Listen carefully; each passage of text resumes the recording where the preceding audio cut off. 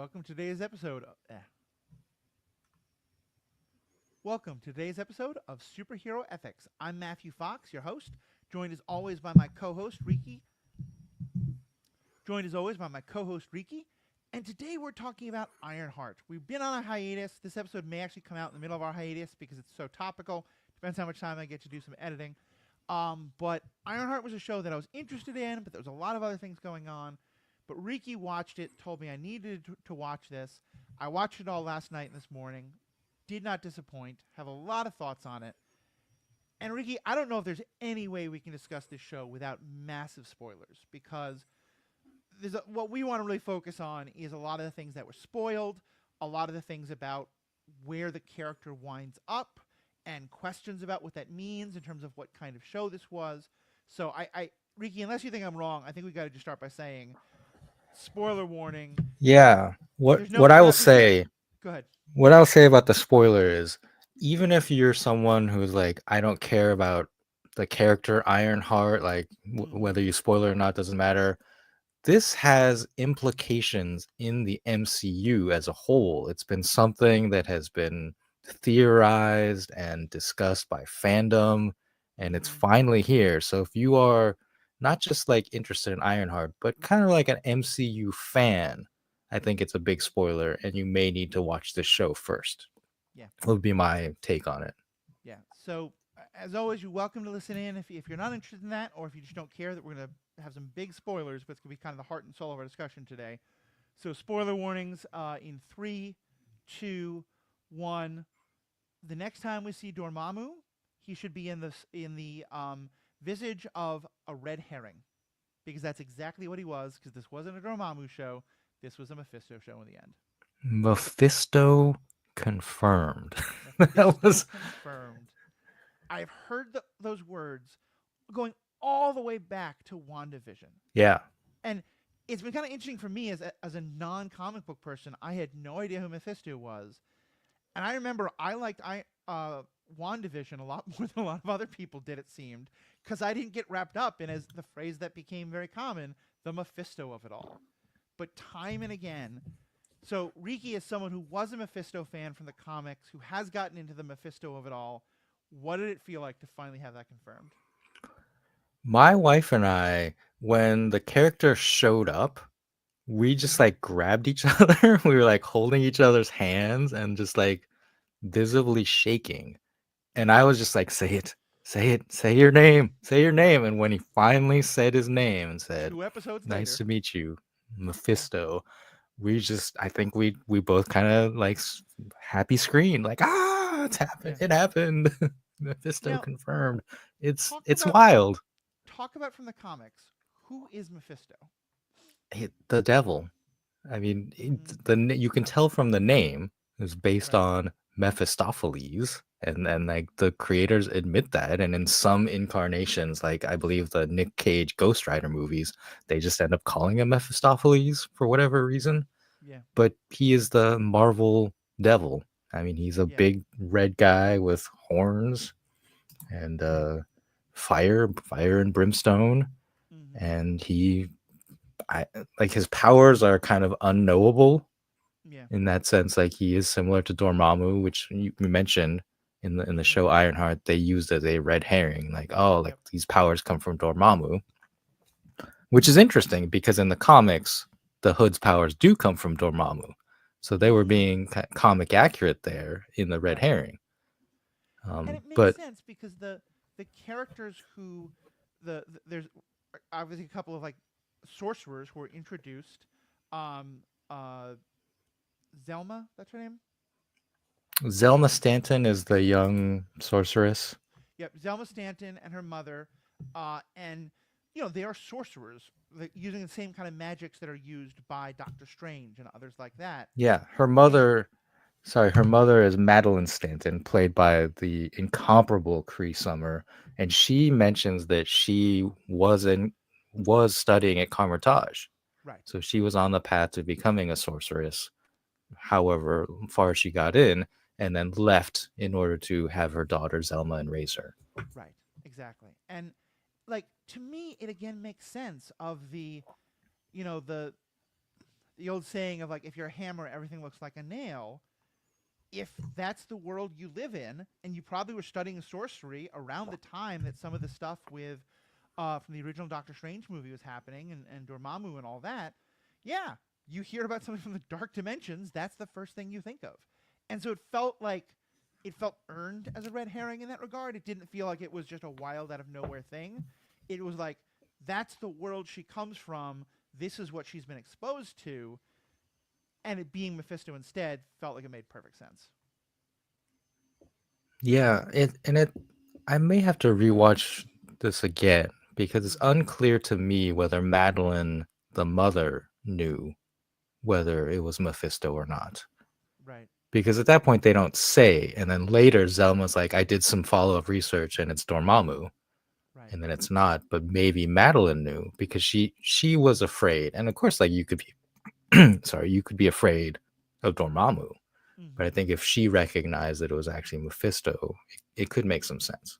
Yeah.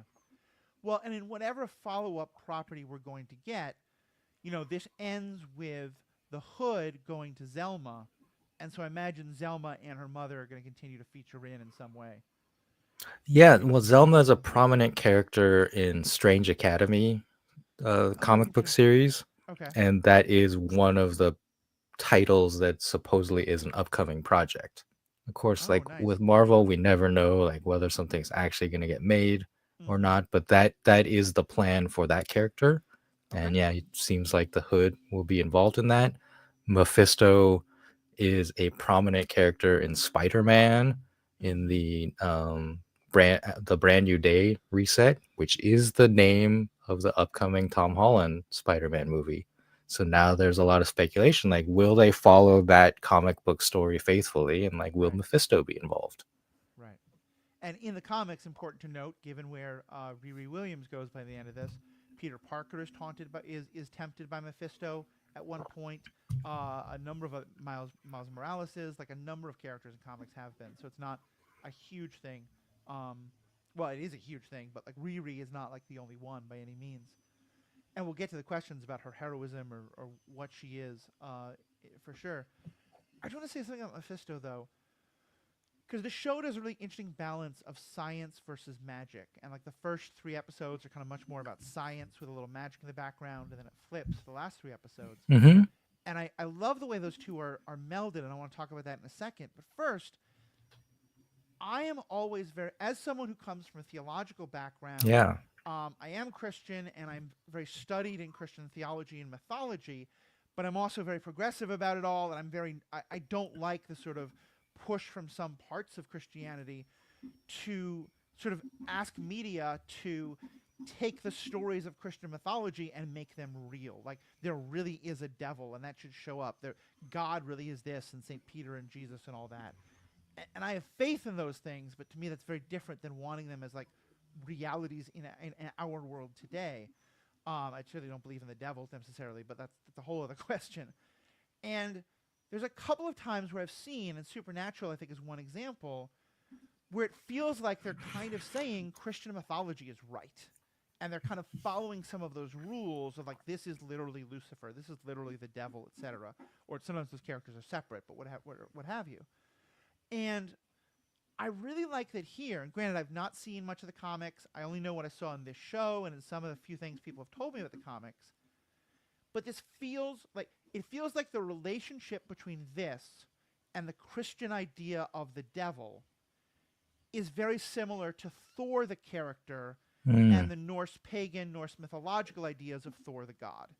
In that this isn't necessarily that the myth is true, it's saying that this is a real figure who exists in the world um, from some different dimension, and that just like Norse people encountered Thor and Odin in some form, and their mythology grew out of that, that peoples in, for whatever reason, in Mesopotamia or later parts of Judeo-Christian development, encountered this Mephisto figure and the very Christian idea of the devil, which is based in some other Abrahamic ideas, but is very much our current idea of it is very much a Christian idea. it comes about as an adaptation of that, as people experiencing Mephisto and then telling other people and then telling other people, and that can name getting into Mephistopheles, and that of course getting into the father of lies and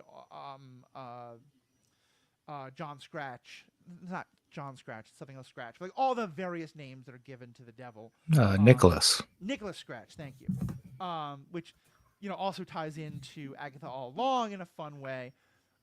So yeah, I just from that perspective, I really really liked what they did because they didn't do the thing of saying like, okay, all these mythologies are sort of true, but the Christian one is really true. It's just one more mythology based on some real things. Yeah, I would say that Mephisto, the character, he's a deceiver. Mm-hmm. So anything he says could be a lie, but he basically claims to be like the devil of Christianity, or whatever theology, like he will claim to be the evil in that. Right. And whether that's true or not, or whether he was actually present like thousands of years ago to like influence humanity in this way, like it's open to interpretation. Like Right. I don't think there's any actual confirmation. Like I said, he could just always be lying, but he does fit the visuals in the Yep. comics, at least. In Ironheart, he was played by Sacha Baron Cohen of Borat fame, Mm-hmm. but did you see the spoon? Yeah, there's a reflect. Yeah, He's reflected in a spoon at one point, and that's a much more red, traditional kind of like the devil image that I yeah, understand is what nice is little in Easter egg. the comic books. But yeah, I think I would say that I would not say that he is the devil, right? Like, I Mm-hmm. mean, we talk about it in that way, but I don't want this to be about like whether any religion is correct or not. Right.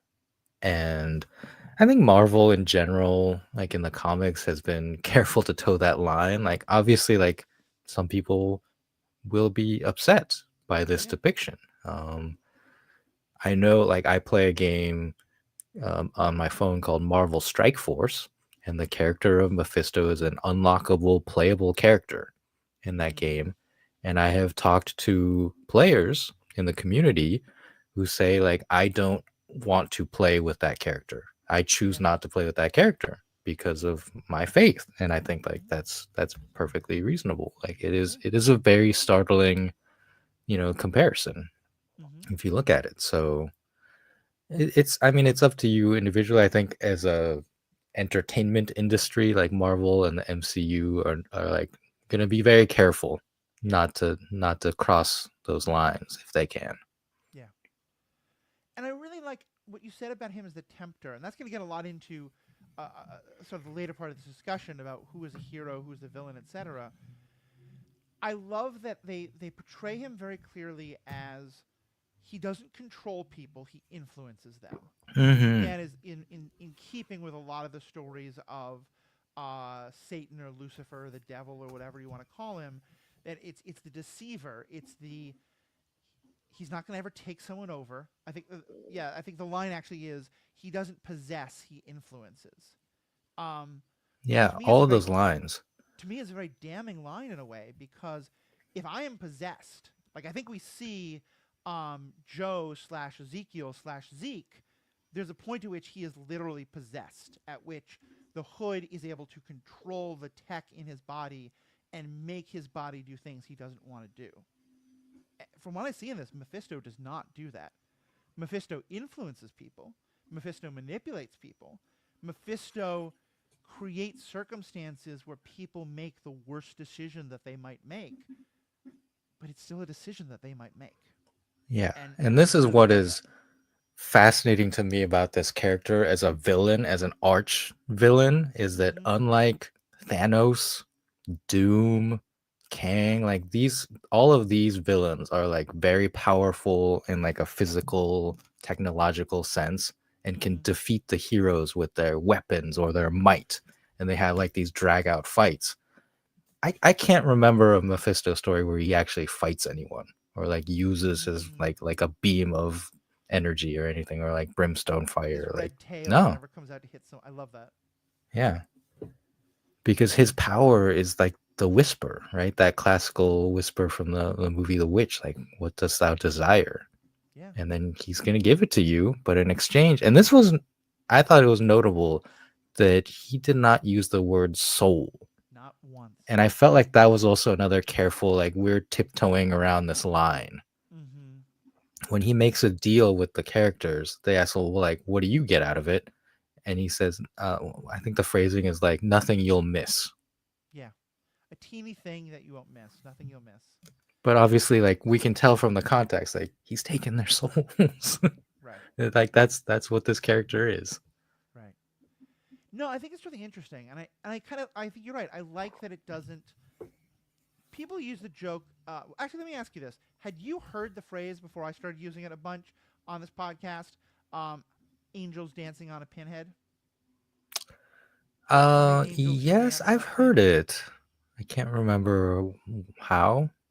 So it's a comment that's used to critique parts of theological debates and decisions, where some schools, particularly in Christianity, but this can happen very much in Judaism and I think very much in Islam and probably also in a lot of other religions, can get very into debating the metaphysics of things. And so, like, just to give one example, in Judaism, I've been to my father's family is Jewish. I've been to a lot of Passover celebrations, the Seder, and there's a whole discussion from the rabbis about, well, it says that God put out his hand, that when God put out his finger, it was 10 plagues. I'm getting the details of this wrong. I apologize.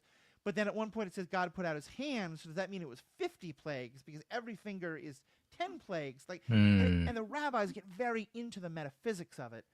And part of the point of that story is that it's not a great idea to do that necessarily, but also that it's important to study these things and stuff. But that idea, especially in Christianity, but a lot of these things, is often kind of mocked. Of like, the point isn't to figure out in physical detail. Like, the point isn't to write the D&D stats of an angel. The point is to understand things can be beyond our comprehension, et cetera, et cetera. And so the statement is often like, you're arguing over how many angels dance on the head of a pin. And in the same way, like, I don't want to know Mephisto's stats. I don't Yeah. want to know, like, because my first question is, if he starts using the word soul, my first question is, where does the soul come from? So, for example, Vision, who is 100% a creation of Tony Stark and AI, does Vision have a soul? I don't know. Um, Well, we you know, may they may try to answer that question or at least address it, yeah. because Vision Quest is another one of those upcoming projects that's been named. So that Mm-hmm. White Vision character that we saw in WandaVision, Mm-hmm. presumably is going to go off and ponder like what or who is he? Yeah. And Mephisto may show up in that to like give his version of the answer. We'll see. And he's the deceiver, so we Yeah. have to give that the credit it is. Well, and I love that Mephisto is in the end kind of the main person behind pulling all the strings here. Not pulling the strings, but like influencing it. Because I think what the show did that I most liked. Um, I want to hear your thoughts on this because you may have had a very different journey with it. But let me just give you my journey with this show. It's because I thought this show did an incredible job of subverting expectations and making the viewer kind of look at their expectations. Because I went into this thinking that Ironheart was going to be a hero. Um, I think without exception, with the possible exception of Agatha, but even she is able to be somewhat heroic, kind of an anti-hero by the end, though still pretty villainous. Um, when Marvel names a TV show or a movie after a character, that character is going to be our hero. And they might very much be an anti-hero, like even like the Punisher or something like that, or a reluctant hero, but they're going to be somewhat heroic. And we start out pretty early with Riri Williams doing a number of things that are illegal. Um, and at first they're like, yeah, she's like helping. She's. It's so unfair that she doesn't have the financial resources that someone like a Tony Stark does. She's trying to get those. I totally get it. She's helping other students cheat, but they're the ones who are cheating. She's just facilitating. Is it really that bad? Okay, now she's like robbing people, but she's robbing these like ultra rich people who are doing harmful things. She's helping to beat up a lot of the like rent-a-cop security guards who work for them. Like, there's a number of steps, and then of course, obviously, she is being attacked by a guy, and then in a fight, she kind of gets the upper hand on him. She escapes this room where all the air is going out, and she has a chance to save him while he's been beaten. She decides not to do that and leaves him to die. And where I was wrestling with this because I was thinking, okay, this is a show that's saying, like a lot of characters, she did some bad stuff in the past, but we're pushing you to see how much of that stuff will you accept that she can still be a hero even though she's done all that. And I started thinking about the character of um, Natasha and how Natasha, we don't actually see a movie about too much of it. We see some of it much later in Black Widow's own movie, but we keep hearing that she has red in her ledger.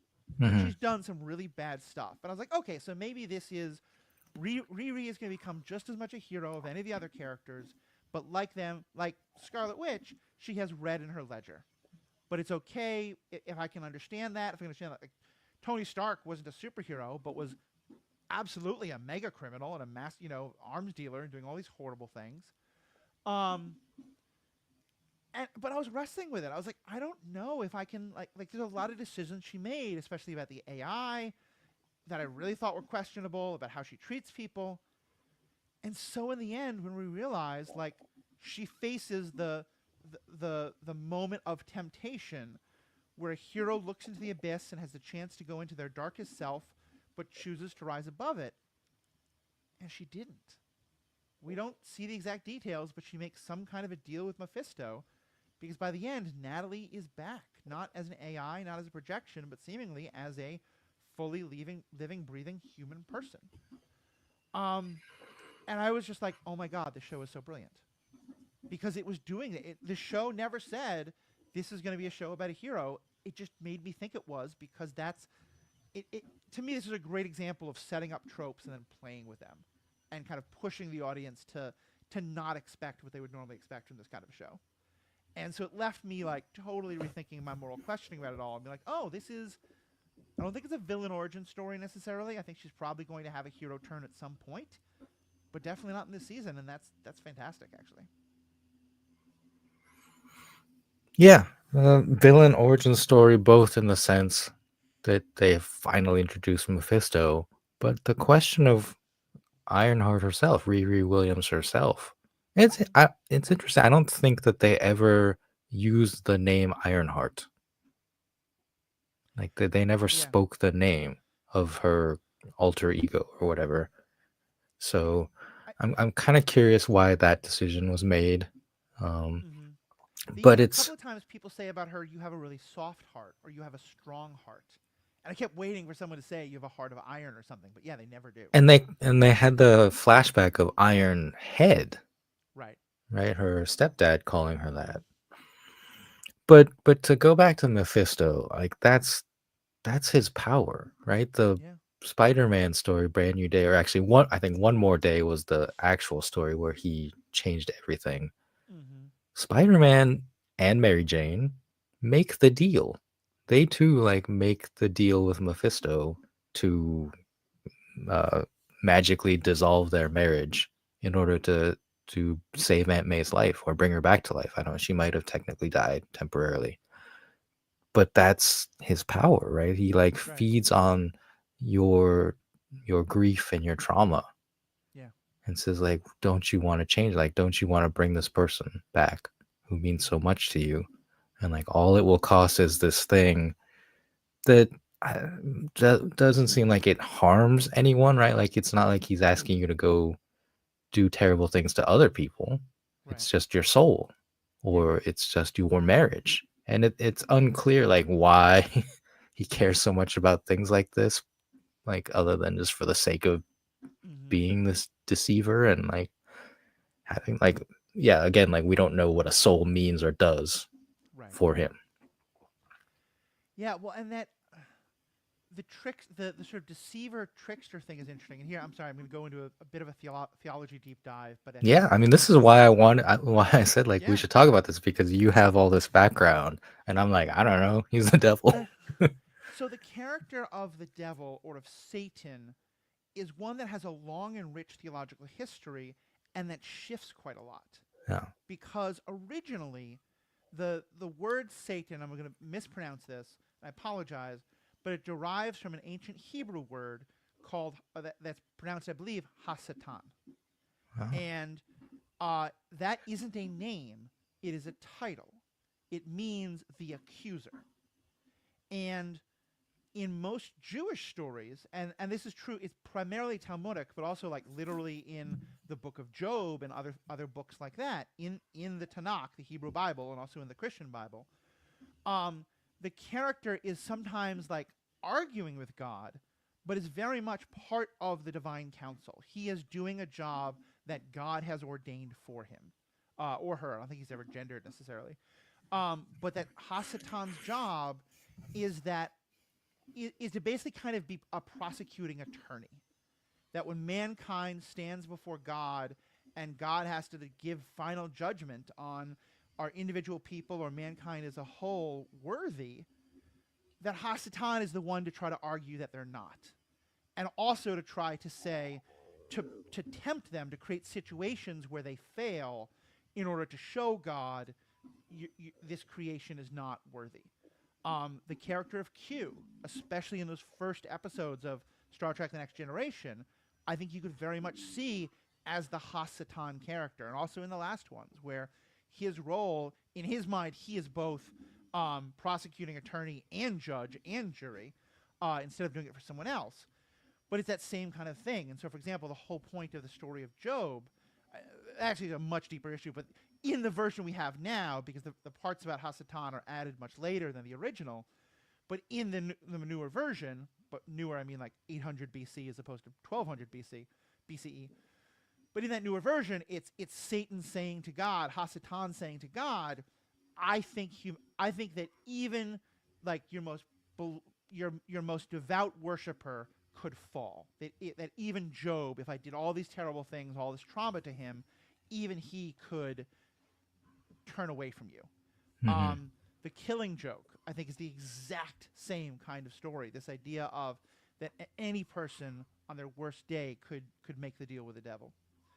Um, so the point of that all being that, of course, by the time that we switch to Christianity, like Christians do, obviously Jews haven't, but now the theology is much more of Lucifer, of the fallen angel, which, by the way, does not appear anywhere in the Bible. It's primarily a creation of Dante, but also of a lot of other sort of earlier Christian theologians who are trying to come up with explanations for the force of evil in the world. That's again Mm. non-biblical, but here, so it has to be.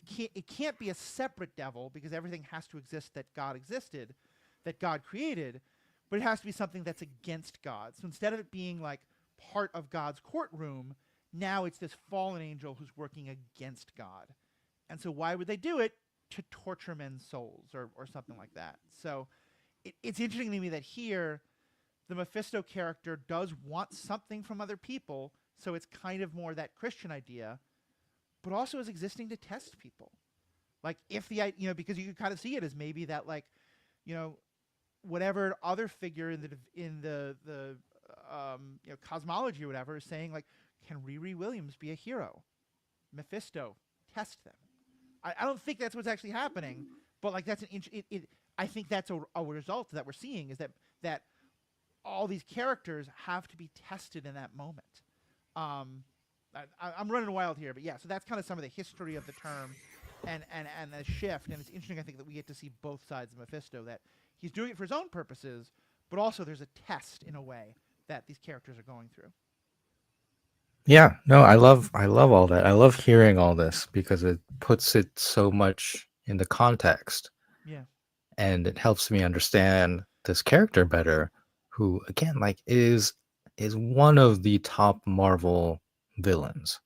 Mm. And yet there's never there's never like an Infinity Gauntlet saga where you defeat Mephisto. Like you defeat Mephisto by turning down his offer. I think is like the only thing. And then And he goes away. It's like, oh, okay. and stopping the people who have accepted his offer or convincing them to take it back or Yeah, things like that. yeah. It's but like his offers, it's not he doesn't make the Hood in the show, he doesn't make the Hood do things. Yeah. He's just like, I'm gonna give you the tools and you do what you want. Yeah. It's up to you. So it could even be like a future for Ironheart is like Mephisto gives her the tools and maybe she doesn't reject the power, but she uses the power more responsibly. And he's like, Right. okay, like if that's your choice, I could be. I don't know. And that's one of the most Yeah. fascinating things about this is like we're kind of left wondering like, is she hero? Is she villain? What is she gonna do in the future? Well, especially because I feel like we have to my mind, there are three characters who are tested, and all three of them to some extent fail the test. And Ironheart is our protagonist, so we see it most from her eyes, and the other two characters are kind of tested more off screen or in the past. But to me, the other two being Parker, aka the Hood, and Joe Xavier slash no, it's not Xavier. It's Ezekiel, Ezekiel, Zeke, right. All three of them have which is a deep, biblical name, right? yeah, yeah, one of the prophets. Um, uh, all three of them have deep family trauma. One of them, her kind of father died, and then her stepfather and her best friend or I think her stepsister, were killed in front of her. One, his father like was just incredibly cruel and cold and threw him out into the street when he was a teenager, when he was a young boy, I think 12 years old, they said. And one has this father who was just a horrible, horrible person. But Obadiah Stane, which by the way, another great deep cut, back to the first Iron Man movie. But the whole world thinks he's a hero, and so he's dealing with that trauma. And all three, and then he further has the trauma of making a deal with this kid who promises to keep him out of things, utterly fails in that promise, and he gets sent to jail, and he's in a really screwed up situation. And all three of them become this kind of darker version of themselves. I don't know if Mephisto is ever directly connected to Zeke, but it feels like all three of them are in that same place of at first they look like villains. If we look deeper, we can understand some rationality for we can sympathize for them, but also look at the harm they're causing. Um, and with all three, I think we're left in a question of are they a hero or not? I would say right now, Zeke is kind of the most heroic because almost all the bad things he's done have been while he's being forced to, with the exception of fighting Riri. Uh, but I think even there, he kind of had a good reason to want to fight her, and then he did let her live. I think Riri is kind of the one who's most in the middle because she's made this deal and we don't know what she's going to do. The Hood is probably the darkest because he has killed people. He has done some really bad things with the powers that Mephisto was given. But to me, all three are kind of on a very similar journey. It's just they're at different points in the timeline. Yeah, I think it was very important for these characters, some of the actions that they took or didn't take. Uh-huh. As you mentioned, Zeke fights against Riri of his own volition because he's angry. He feels Right. betrayed, rightfully so. But then at the conclusion of the fight, he's won. He's defeated her. She's on the ground. He's tearing her armor off, Mm-hmm. and he chooses not to kill her, right? Which is the directive he's been given by the Hood, and he very easily could in that moment. And he walks away and says, get out of Chicago," like because if the Hood Mm-hmm. finds out you're still alive, like I'm gonna be in trouble, Right. or you're gonna be in trouble. I don't like both, but he lets her go, and then he hides that fact. He lies Right. to the Hood about it. So there is like an inherent there's a morality in him that is good. Mm-hmm. He, of course, in the comics, like he very much becomes a super villain, and that could still be his arc. Like I've heard things like Mm-hmm. about possible future things for him. But even the Hood, at the end, there's a mid or post credits scene where he goes to Zelda Stanton, the sorceress in this story, and as I said, they seem to be setting up Strange Academy, but it's not clear in that scene like what his motivation is, like what he wants to do.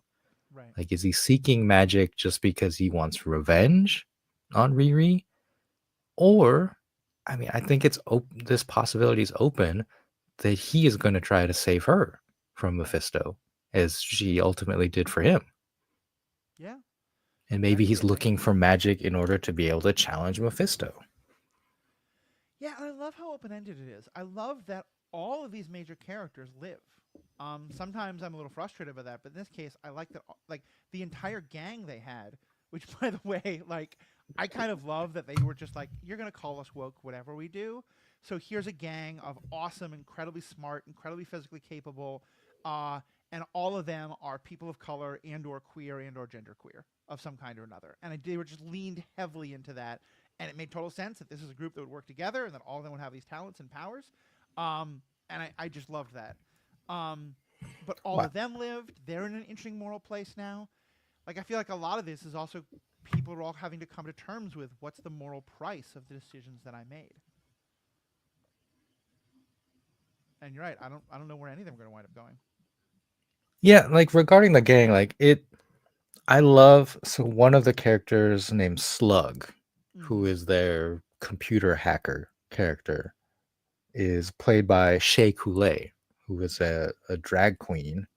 I think is very famous in the drag queen community. Like I don't know anything Yeah. about them, but I She. think people are excited in that community because it's like, Oh yeah. She.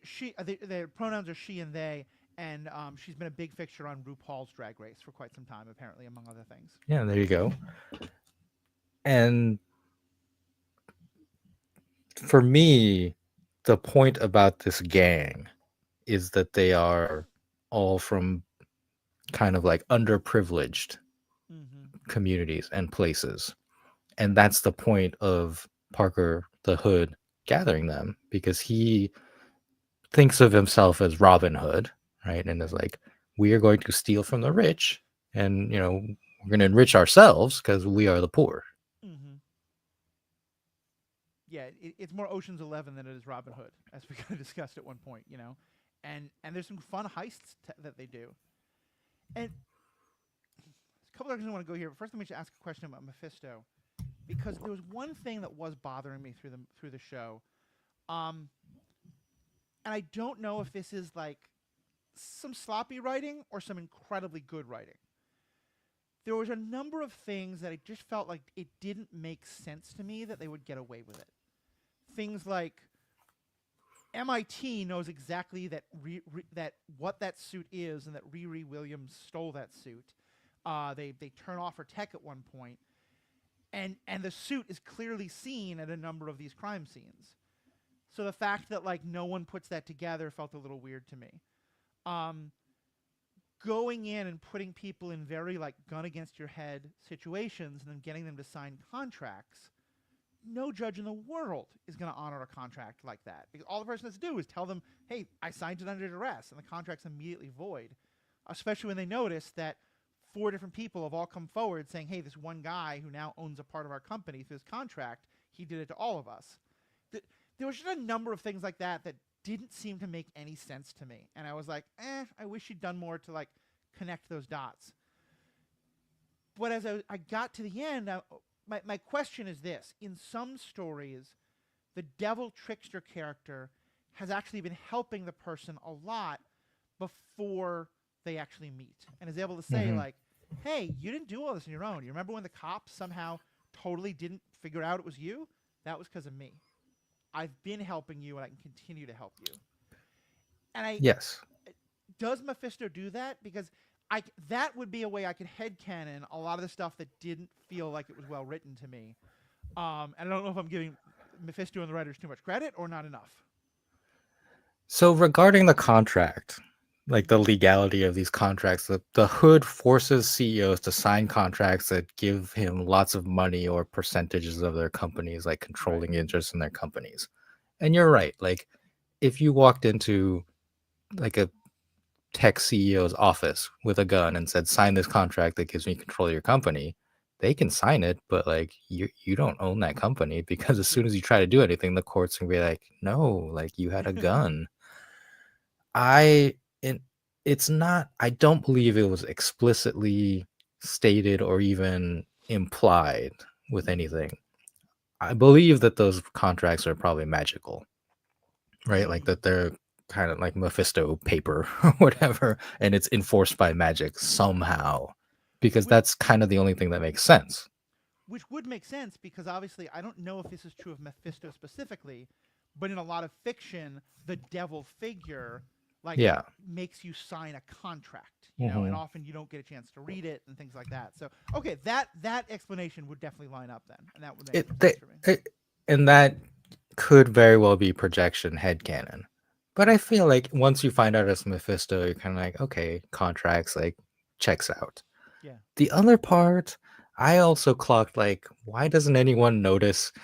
First off, I was like, why is she even on this team doing this? Like, the Mm-hmm. job, a lot of the stuff she's doing, like flying around, like, that could just be a drone, right? Yeah. You could just have a drone with a camera, because that's all she was doing, is like watching people from above. What I will say about her, what you said about protection, right, from Mephisto Mm-hmm. beforehand, I think the character of Natalie, the AI character that we experienced throughout the show, Mm-hmm. was created by Mephisto. Because Oh. when she's Okay. Okay. created, Riri says, "I don't know how this happened. Like Right. I like was doing the brain scan and fell asleep, and then Natalie was there like this." And the tech side of Marvel would be like, "You can't, like, this isn't how you make AI. Like, that's not possible, right?" So Right. again, like, there's no direct implication. Like, it's not like her laptop like lights up with magic while she's asleep. So we don't Mm-hmm. know. But I think it makes a lot of sense if the Natalie AI was created by Mephisto, A, as you said, to help her magically through this journey, Mm-hmm. but to tempt her, right? Because the final temptation is, don't you want the real Natalie to be alive again? Right. And by creating this AI that has been her companion, it reminds her. And she's like, yeah, like, I love this, like, hanging out with Natalie Yeah. thing. And that's the temptation in the end. So I think it makes a lot of sense Oh, I really if like that that. AI is Mephisto created as both an aid potentially to like smooth things over, but mostly to Mm. tempt Riri in the end. That I love because I'll admit I had a couple of logical problems with the Natalie AI, and I'll get to in a second. But also, like, clearly one of the things that Mephisto deals with, he comes to people in their weakest moments, in the Yeah, moments when yeah, they're most exactly. likely, and grief is one of them. And what he winds up doing through the AI, like, I often like ideas of like that the evil character, maybe it's a master manipulator, maybe it's the devil, or maybe it's someone else, that they can anticipate what's going to happen. They're not controlling everyone; they just can anticipate what everyone's going to do, and so they're acting accordingly. And so the idea, because I think, it's never explicitly said, but the clear idea, I think, is like, in some way, I was a little frustrated that Zelma can't figure out what happened to the AI because she said it. There's going to be a great cost to magic. And so the cost of magic in the suit is that we lose the AI. And so if Mephisto did all this, knowing that would probably happen, knowing that, and that would mean that Riri would have to lose Natalie a second time Yeah. and be re traumatized. Because the whole time that with the Natalie thing, two things I was thinking about. One was probably a little silly. One was kind of like, wait a minute. You're already telling me that the she's able to have the suit without the arc reactor because it's solar and wind powered. I'm raising That was kind of BS. I'm raising a big eyebrow at that, but I'm like, fine. If I can accept an arc reactor, I can accept that too.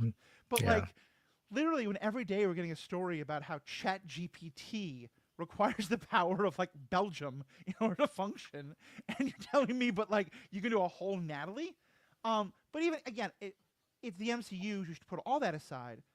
But the thing I was kind of waiting for was, and this is again a very metaphysical thing, but I thought a really interesting one to ponder. Like, if someone scans my brainwaves to make an AI of you, what they're going to make is an AI of my understanding of you. Yeah. And granted, you and me are nowhere near as close as like Riri and Natalie are, but like still, it's what Riri knows of Natalie, and obviously there's a whole bunch of Natalie that Riri doesn't know. And I was kind of looking forward to, and they went in a different direction with this, obviously, but I was looking forward to when Natalie would meet Xavier, because Xavier probably sees a different side of Natalie that Riri doesn't see. And Hmm. so Xavier kind of clocking that, being like, this isn't Natalie, this is Natalie from your brainwaves. and your memories and stuff like that. Um, and so, and even I was thinking like, but even Riri might think that because like, you know, my knowledge, my knowledge of you isn't totally fixed. You get to surprise me. You say things that I don't expect you to say. In the same way that like all the stuff about the biblical origins of Hasatan, if you were making an AI of me, it wouldn't do that because you wouldn't know that already. Where I'm going with all this is it just felt like that part of the AI also didn't make sense. So having it actually be Mephisto is like, okay, okay. It's one more way in which the writers subverted my expectations. They expected me to doubt it. This all makes sense. I'm in. I'm totally down for this now. Yeah, for me, like that's I just like as after I finished the show, I was like, I wonder if that's what Yeah. was happening because the whole time with the AI, Riri saying like, I don't know how this happened, like so Mm-hmm. it makes sense to me. And then like as you said, her the AI Natalie going away when they power her new suit with magic could be Mephisto just turning her off, Yep. or it could be like conflicting magic Mm-hmm. and overwriting the old magic Right. in some way. And again, I don't after the first watch, I don't think there was a single thing that is like a hint or a suggestion that Yep. this was the case.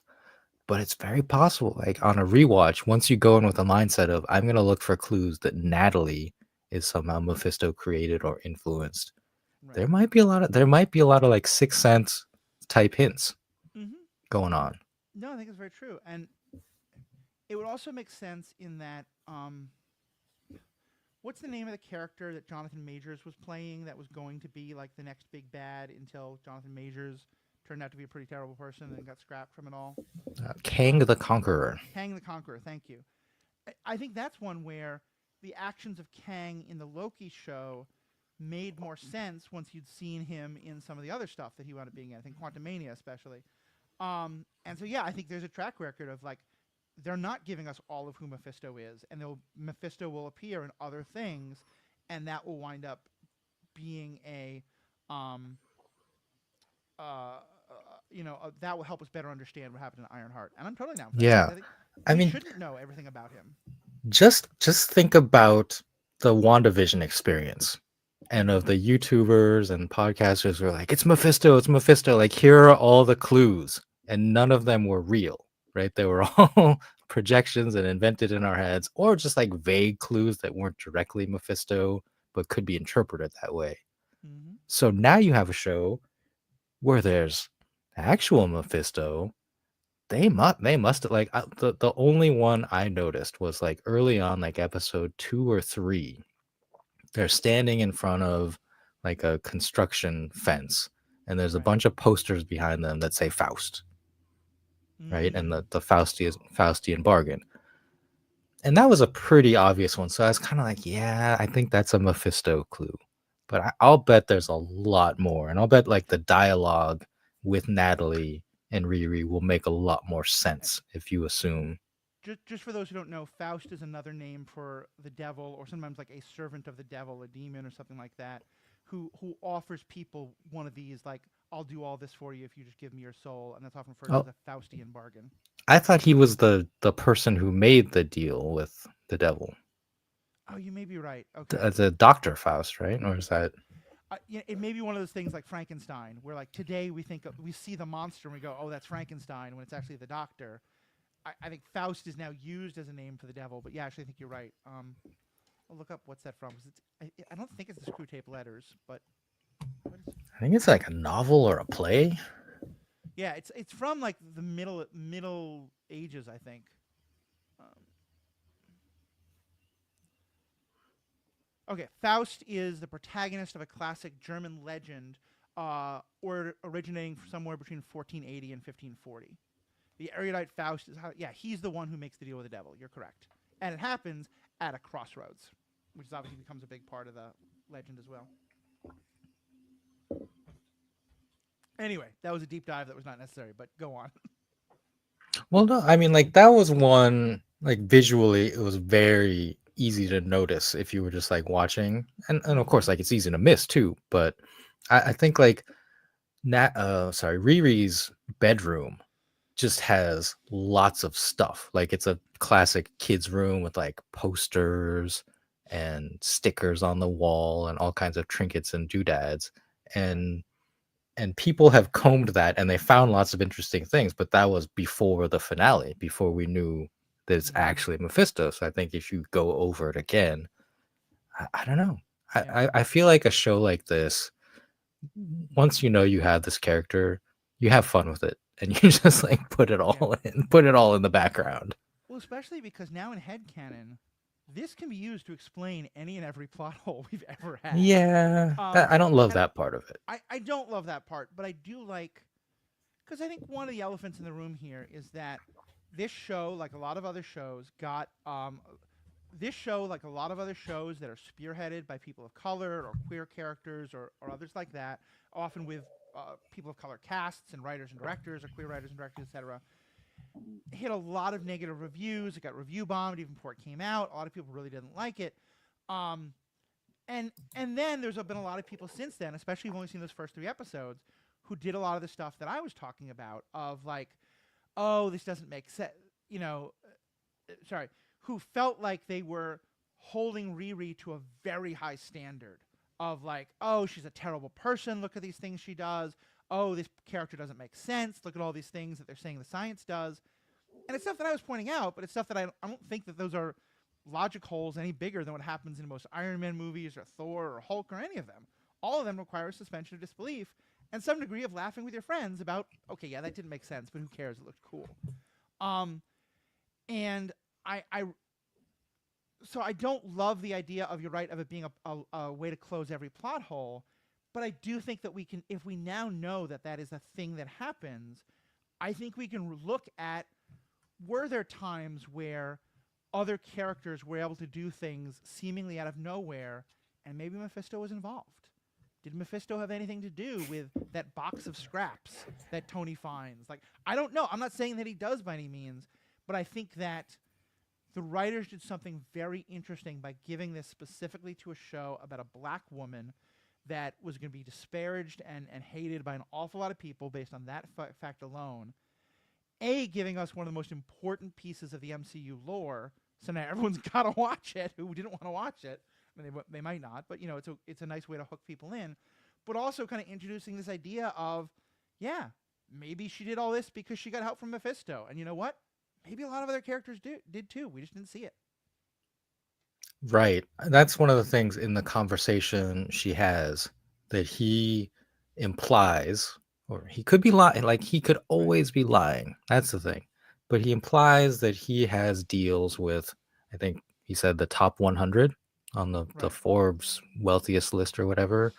14 kings, 3 popes, and then he name drops Ringo Starr, which Yeah. is one of those like That was funny very cool. digs Very, at yeah. him. Look, as a Beatles fan, I Mm-hmm. recognize that Ringo Starr is not the strongest singer of the four.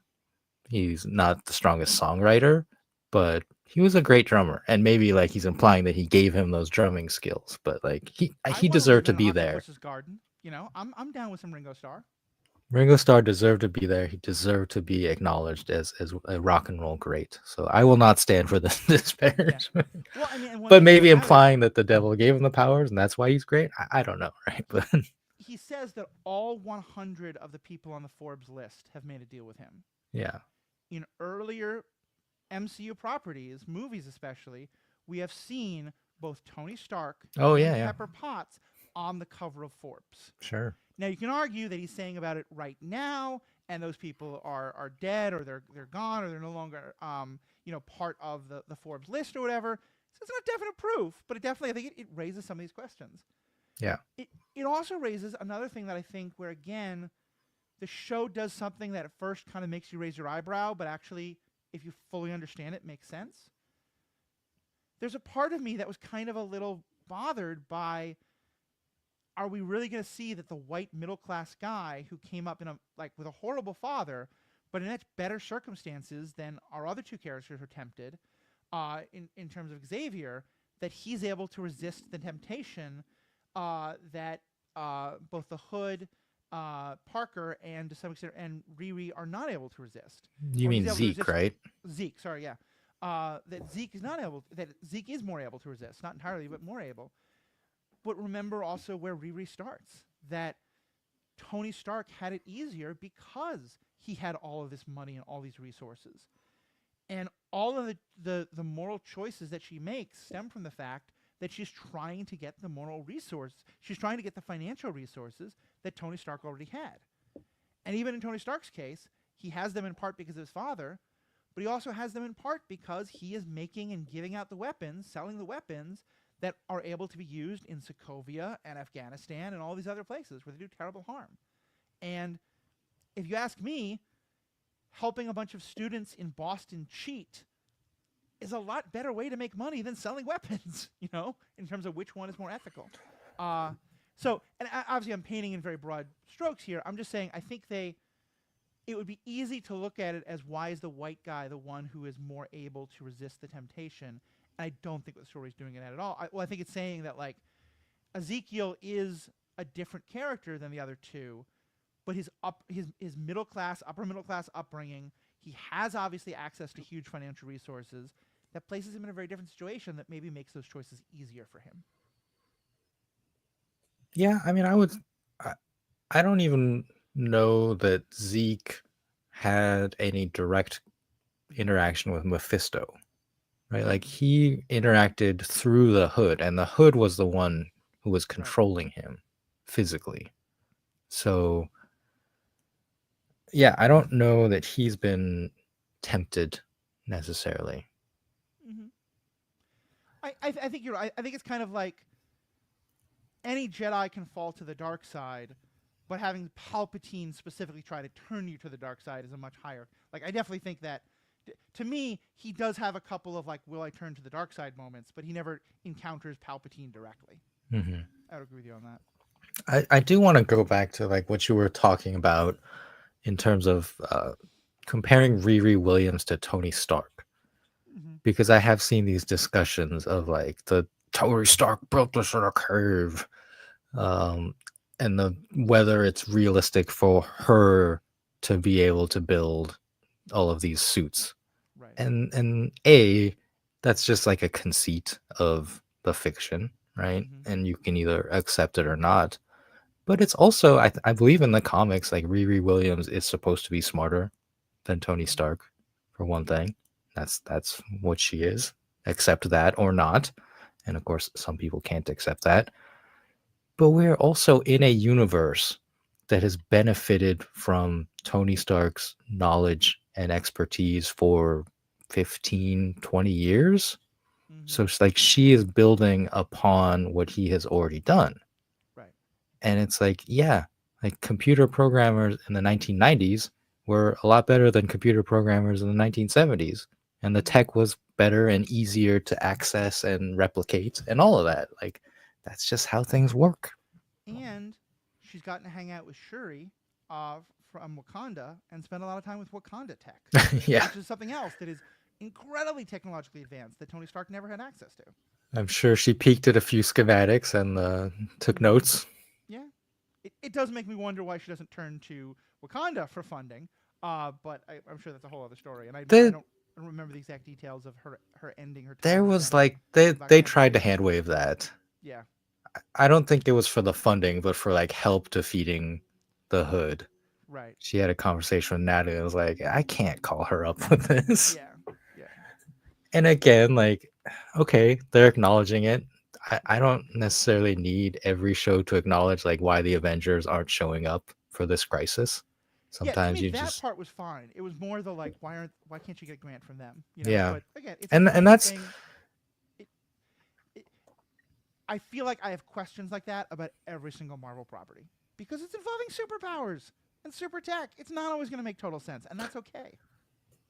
yeah, I like those are discussions that happen, like those are questions that fans have about her and why she doesn't work with Wakanda, why she doesn't work with Stark Enterprises, or a bunch of other things. And I don't like ultimately like I do find myself falling back on this often Mm-hmm. that this is her story.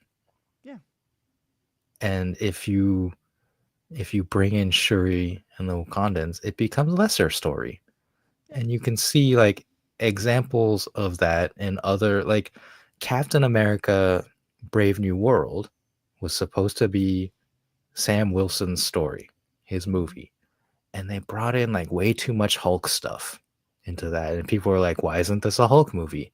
And it made in my opinion, like it made that movie so much weaker and so much like less about Sam that it was very disappointing. Yeah. So I came to this show for the Riri Williams story, and I feel like I got that, and I'm very happy with it. I'm in agreement with you there, and I think like when we encounter folks who are arguing, I think in bad faith, I think there's two ways to respond to it. One is to say, no, I can explain away everything you're claiming as a plot hole. And I think it's somewhat possible, especially with Now Mephisto. you can just say Mephisto, Mephisto. Mephisto of it all. But I think I'd rather go in another direction, which is to say, look, every single property that we talk about has plot holes like this because Yeah. it doesn't make sense. I think Star Wars: A New Hope is one of the greatest movies ever made, perhaps the best, like, you know, science fiction-y, science opera, space kind of movie ever made. I think The Trench Run is one of the most exciting, beautifully shot, incredible pieces of cinema I've ever seen. It makes absolutely no sense. There's no reason why they couldn't just fly directly at that hole in the ship. All the like the ships chasing them behind them makes no sense. Like, and I don't want to get into that argument now, but like when we love something, we automatically cover up the holes in it in our heads because we're loving it. And I I've been talking to them about Thor that I think sometimes if something isn't very good, it makes it harder to suspend that disbelief. But I also think that when you approach a property from a place of bad faith and looking for reason not to like it, guess what? Again, you're not going to be able to suspend your disbelief. You're just going to focus on those problems. So, Yeah, I the Star Wars thing I find fascinating because I had this discussion with some Andor fans mm-hmm. where they had some nitpicks about the show Andor. And some other people were like, "Oh, like why are you so negative? Like why are you so focused on these details that don't matter?" Yeah. But ultimately, if you go back through the history of Star Wars, the reason we have the wonderful show Andor is because of Rogue One, and the reason we have Rogue One is because there's this huge glaring, I don't know if you call it a plot hole, but like logical phallus inconsistency Mm-hmm. in why does the Death Star have this ridiculous weakness? And that Right. was like pointed out in the Kevin Smith movie, right? Where Yeah. they're as fans are discussing this thing. And so like fans discussing plot holes and problems, I think is fine. Yeah. And it can lead to amazing things down the line when the creators like come back around and try to address it. But as Galaxy you said, like Quest. don't do it in bad faith and don't just Yeah. like trash something because it has this plot hole and it's terrible. Everything has plot holes, and if you Yeah. don't enjoy it, like that's fine.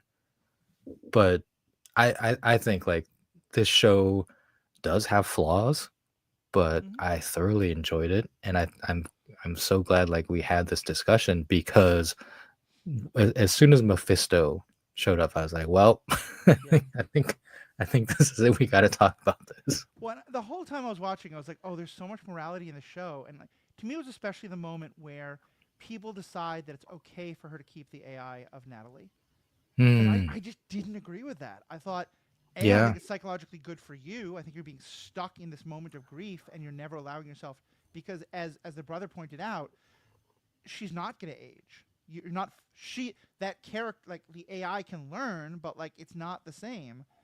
And also like it's horribly traumatizing to the other people in their lives. Yeah. Um When her mother first encounters her, and she says she asks Riri, "Can you make one of Gary, her husband, Riri's stepdad?" Like that was heartbreaking, and I didn't feel like they let that sit long enough mhm. because it was such a powerful moment. And then Riri's just like, "No, I can't," because I again like she doesn't know how it happened. So Yeah. and it's like, okay, I guess that's fine. And I really would have loved that scene to maybe be a little longer. I can see that.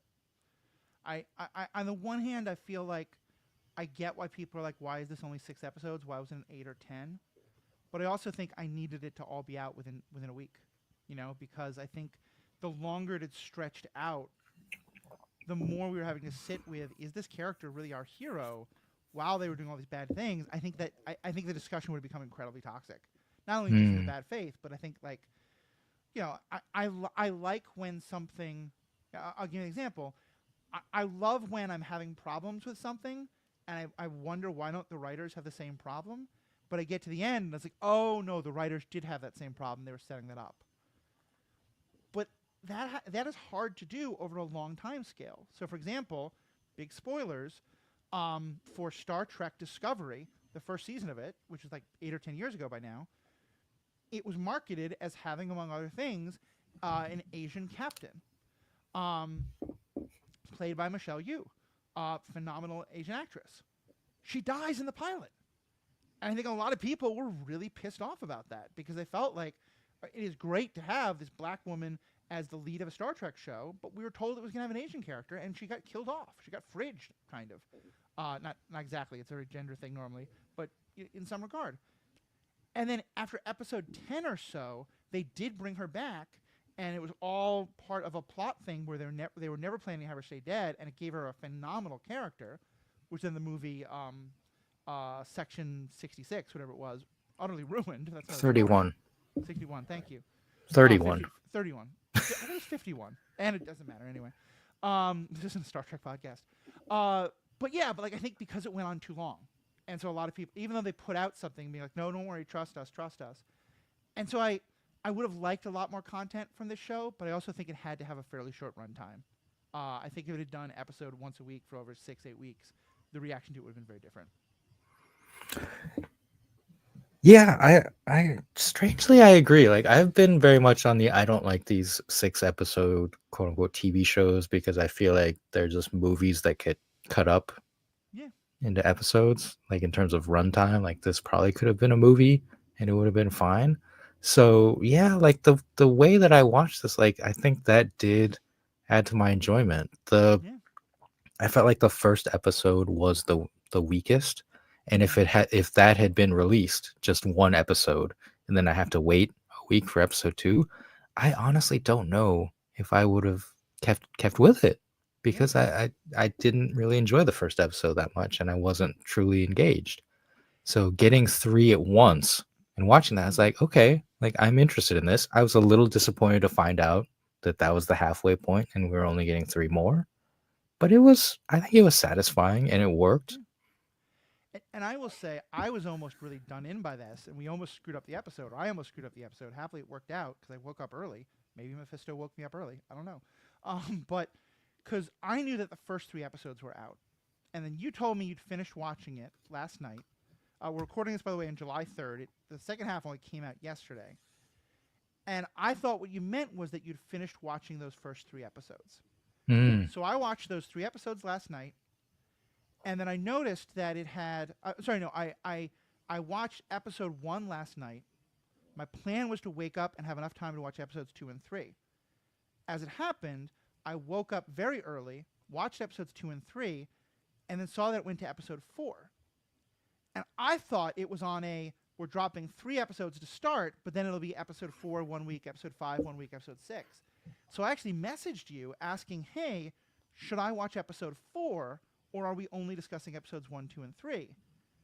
I then happily looked into it, and because I'd woken up early, had enough time, I was like, oh, never mind. I deleted that message to you, watched all 6 episodes. But yeah, I do wonder if there's a lot of people who don't realize like the whole show is out already. Hopefully none of you listening to this because we gave all those warnings. But Well, that's actually very lucky. I saw the messages from you, but then didn't see anything. So it makes sense uh, that you deleted them. I still had like yeah, the notification, the red yep, that the makes red sense. number notification. I was like, what's going on here? But yeah, that's very lucky that you got up early and you noticed that and watched it all because Yeah, like this has been for a show that I had no expectations, possibly even negative mm-hmm. expectations. I had a great time watching it. Like it's not top tier, but Yeah, especially for Marvel, for me there have been lot more misses recently. yeah, So this was like a relief, especially on the television side. And then getting to discuss the Mephisto of it all and getting your perspective on the theology and the history Mm-hmm. of like the real Yeah. Satan has been fantastic, Matthew. Like I'm so glad we got to do I'm very this. glad. Very glad. Yeah, I agree with you. I think it's definitely it was a rough watch for me at some points because I just didn't know where they were going, but I found it really rewarding. And to me, it did the two things that I think a good MCU project should do in terms of sucking me into the whole MCU. I'm now really excited to watch it again because I think knowing what I know, it's going to feel like a totally different show. Yeah, And yeah. I will see like, oh look, there's Mephisto, and there's that influence, and there's the word Faust and all this kind of stuff.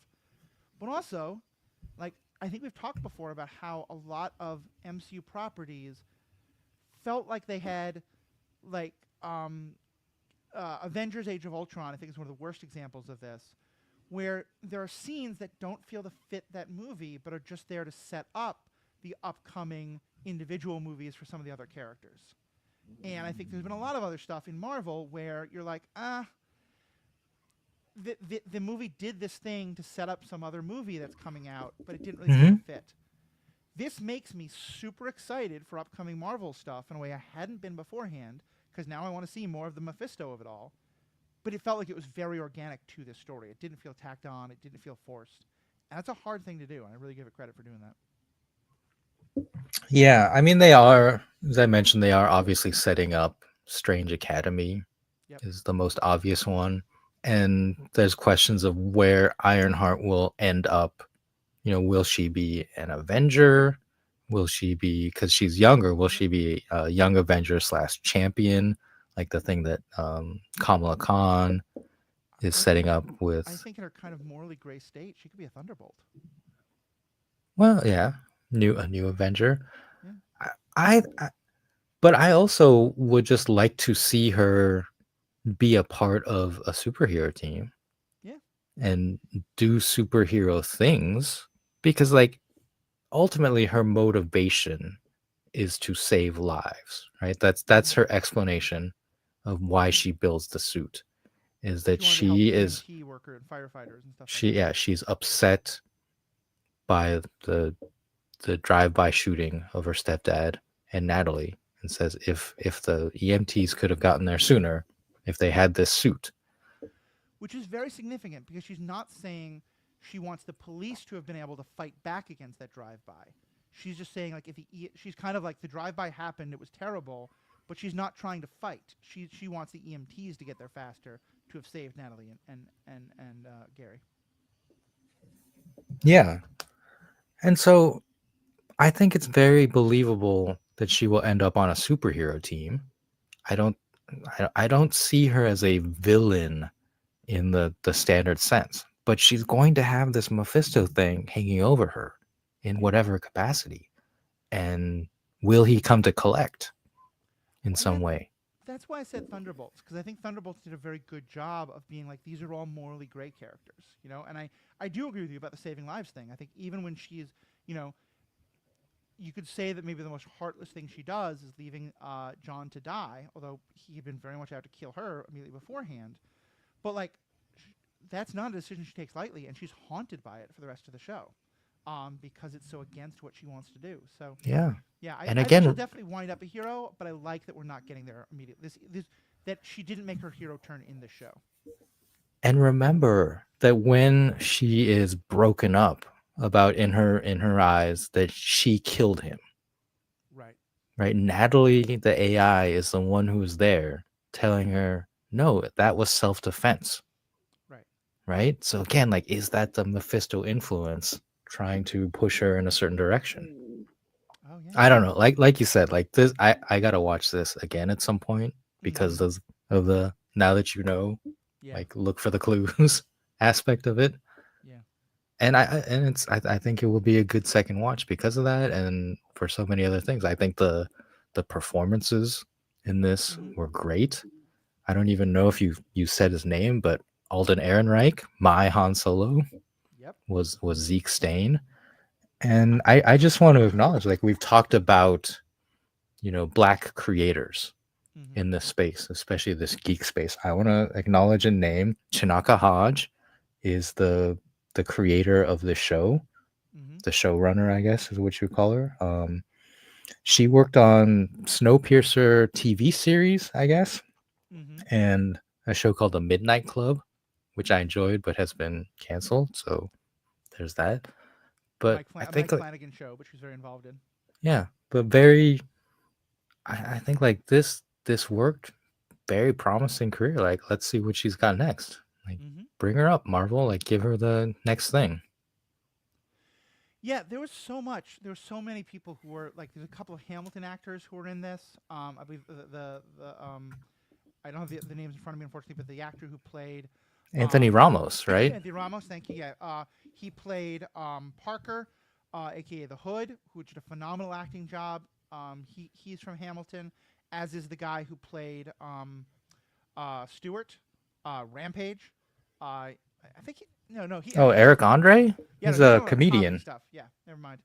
Um, but a very well known, very good comedian. Not well known, but he should be. Um, yeah, all the acting I think. Aaron Reich is not my Han Solo, but I instantly recognized the voice. Like I kept being like, how do I place that? Who is this person? And I didn't realize it was him until I looked it up. But yeah, phenomenal acting performance by him. And the sorry, I should look this up. Who plays? And Dominique Thorne as Riri Williams, who I think we'd seen in Black Panther 2, and she was fine in that, but I didn't think she had much to do, but I thought she was phenomenal in this. You know, I really got so much of her complex, nuanced character from her performance. She had Excuse me.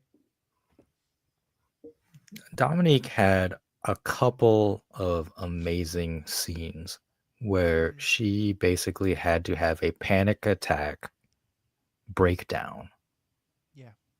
and it was believable, and I felt for her. I felt for the character. So yeah, I think she did a great job. One of the startling things about this cast is the Zelma Stanton character Mm-hmm.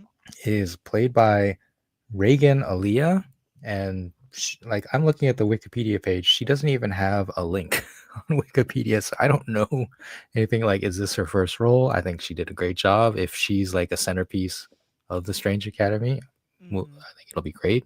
So yeah, like top to bottom, I felt like there were well, okay, there the young kid with the wagon who helps her, I thought That was was a little probably unnerving. probably the weakest, but again, like a very young actor, so like I'm not gonna overly criticize. Like it was a fine enough performance, and it's not an important character, so like it doesn't really matter. Oh, and I didn't think the acting was bad. I thought it was a badly written character, Yeah. but yeah.